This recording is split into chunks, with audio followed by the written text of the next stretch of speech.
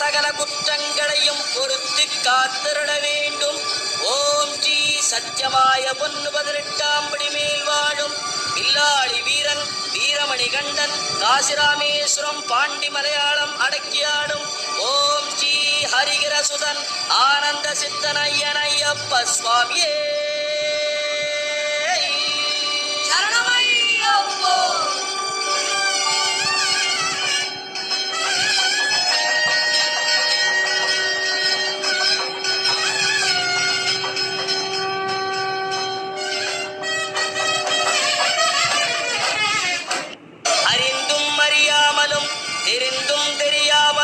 செய்த சகல குற்றங்களையும் பொறுத்து காத்திருட வேண்டும்.